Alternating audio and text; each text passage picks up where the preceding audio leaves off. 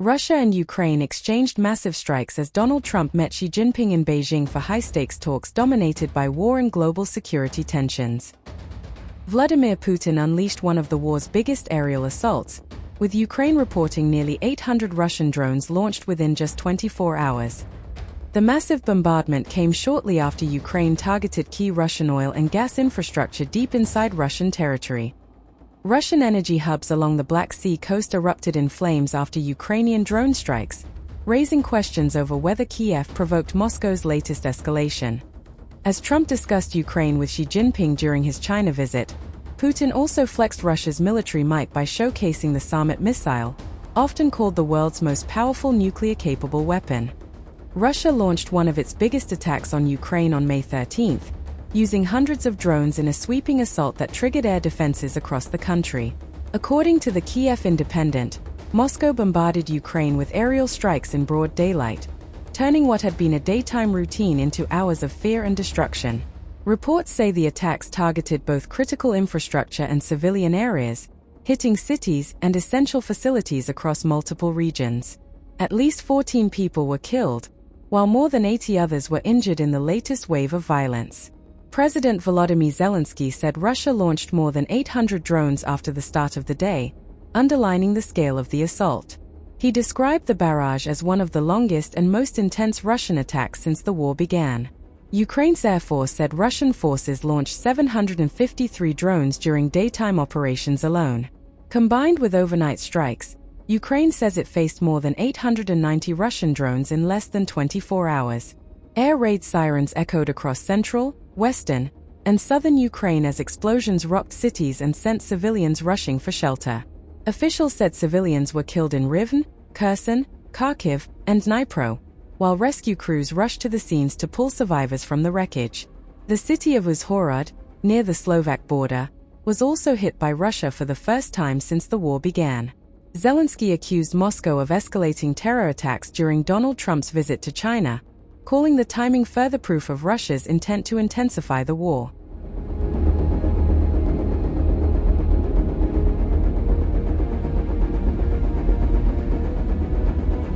Ukraine has launched a fresh wave of strikes deep inside Russia, targeting oil and gas infrastructure in a major escalation of its campaign. According to reports, Russian energy facilities from the Black Sea coast to the Caspian region were left in flames on May 13. Ukraine confirmed strikes on the Tamanov-Tegaz oil terminal, the Yaroslav oil refinery, and the Astrakhan gas plant. Kiev said the Taman terminal plays a key role in exporting Russian crude oil, diesel, and petrol. Videos circulating on Russian social media showed massive fires and thick smoke rising from the targeted energy sites. Meanwhile, a fire was still burning at the Astrakhan gas processing plant near the Caspian Sea. Ukraine says the strikes are part of a broader strategy to cripple Russia's energy sector and weaken funding for its war machine. Reports also say Ukraine's latest strikes have reached a 4-month high in recent weeks.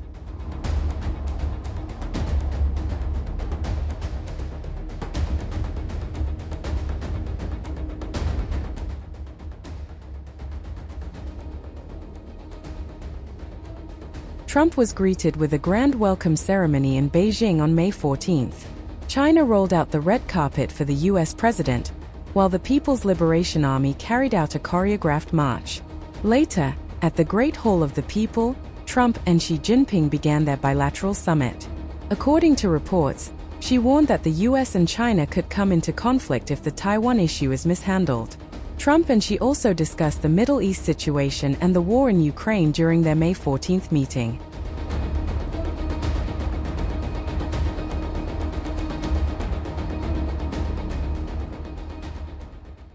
One Russian Sarmat intercontinental ballistic missile could destroy an entire nation, Russian military analyst Igor Korochenko said in his latest assessment.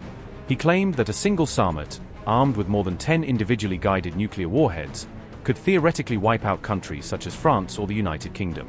The analyst warned that the missile could be used if Russia judged that its national security or strategic stability was seriously threatened. Korochenko added that the Sarmat can strike targets via both the North and South Poles, complicating early warning and missile defense planning. His remarks were made as he spoke to Russian state media outlet Sputnik, which published his comments on the missile's capabilities. Notably, The Sarmat is designed as a heavy intercontinental ballistic missile specifically for Russia's strategic nuclear forces. Earlier this week, Russia's defense ministry released video showing a test launch of a Sarmat missile from a silo-based site. The official footage showed the initial phases of the intercontinental ballistic missile launch, from ignition to early ascent.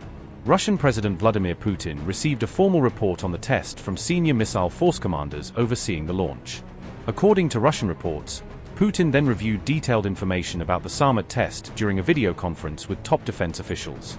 Putin said that Russia has greatly modernized its nuclear deterrent since the early 2000s, citing new systems introduced over the past 2 decades. He also described the Sarmat as the most powerful missile system currently in the world, highlighting its payload and range. The Russian president claimed that the missile's total warhead power exceeds comparable Western strategic systems by around 4 times. Work on improving deterrent forces resumed in Russia and has not stopped since the early 2000s. Back then we had no time for this. To put it bluntly, Russia was going through a very difficult period in its history. But after the United States withdrew from the Anti-Ballistic Missile Treaty in 2002, we were forced to, I want to emphasize this, we were forced to think about ensuring our strategic security in the new reality and the need to maintain a strategic balance of forces, parity. That is precisely why I would like to emphasize this once again. Russia has begun work on the development of advanced systems that have no equivalent anywhere in the world and are guaranteed to overcome both existing and future missile defense systems. We are systematically implementing the Nuclear Forces Development Program established in response to this. In 2004, we began work on the intercontinental Avangard missile system. Since 2019, it has been on combat duty. Then we developed a medium-range air-launched Kinshal hypersonic missile, which has been on duty since 2017. It is already being used during the special military operation, but work on its improvement continues, including on accuracy in non-nuclear equipment. Since 2025, the medium-range ground-based Oreshnik missile system has been on combat duty, which can also be equipped with nuclear warheads. We are finishing work on 2 systems with small nuclear propulsion systems, the unique unmanned underwater Poseidon vehicle and the unique global-range Buvesnik cruise missile. Now let's speak about Sarmat intercontinental ballistic missile. We started working on it in 2011. In 2018, these works and the advantages of new prospective missile systems, including Sarmat, were publicly announced. Let me remind you what was discussed then and the advantages of our newest system. Firstly, it is the most powerful missile system in the world, not inferior in power to the Soviet-developed Voyvoda missile system in service with us. The total power of the warhead is more than 4 times the power of any most powerful existing Western counterpart. Secondly, and this is most crucial, the missile can travel not only along a ballistic, but also a suborbital trajectory, which allows it to exceed its range of over 35,000 kilometers, with simultaneously doubled accuracy characteristics and with the capability to overcome all existing and future missile defense systems. By the end of this year, Sarmat will be put on combat duty. Congratulations to the Defense Ministry, all participants, researchers, engineers, defense industrial complex production organizers, prime contractors on this major event and infallible success. Thank you for your work in strengthening Russia's defense capabilities. Good afternoon, Sergei Viktorovich. Can you hear me? Good afternoon, Supreme Commander-in-Chief. Please, go ahead, Sergei Viktorovich. Comrade Supreme Commander-in-Chief, today at 11:15, the Strategic Rocket Forces conducted a test launch of the latest heavy liquid-fueled intercontinental ballistic missile Sarmat. The launch was successful and achieved all objectives. The test results confirmed that the design and technological solutions adopted were accurate and that the missile system meets the specified performance criteria. The ground-based strategic missile system with an intercontinental ballistic missile Sarmat is being developed to replace the Soviet-made Voyvoda system. The Sarmat surpasses its predecessor in combat capabilities, especially in its flight range, payload capacity, operational readiness, and anti-missile defense capabilities, which ensure it can reliably evade existing and prospective anti-missile defense systems. The system is being developed by the joint Stark company Makiv Rocket Design Bureau in collaboration with the industrial sector. The successful test launch of the Sarmat missile system enables us to deploy the first missile regiment equipped with this system to combat duty in the Uzhersky military unit, Krasnoyarsk region, by the end of this year. The deployment of launchers equipped with the Sarmat missile system will significantly enhance the combat capabilities of the ground-based strategic nuclear forces in delivering guaranteed strikes against targets and fulfilling strategic deterrence tasks. The task set for this launch has been completed.